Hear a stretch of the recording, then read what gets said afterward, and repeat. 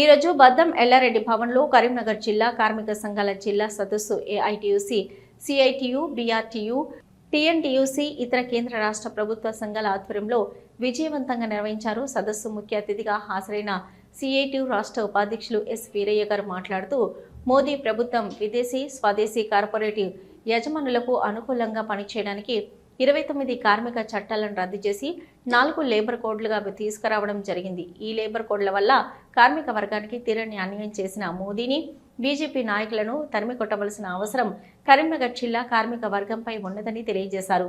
Labour codes ద్వారా కార్మికులకు union registration హక్కు, సమ్మె చేసే హక్కు, పని గంటల హక్కు, ఉపాధి భద్రత హక్కు, సామాజిక రక్షణ తదితర అనేక కార్మిక సంక్షేమ పథకాలకి దూరంగా నెట్టే పరిస్థితి ఏర్పడింది. ఈ లేబర్ కోడ్స్ కేవలం యజమానులకు మాత్రమే అనుకూలంగా రూపొందించారు.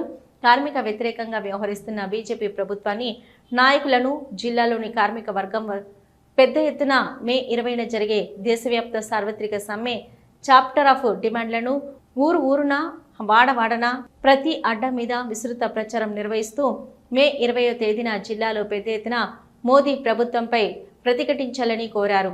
కరీంనగర్ జిల్లాలో కార్మిక వర్గానికి వ్యతిరేకంగా పనిచేస్తున్న కేంద్ర మంత్రి బండి సంజయ్ కుమార్ లేబర్ కోడ్లను వ్యతిరేకించే విధంగా కృషి చేయాలి.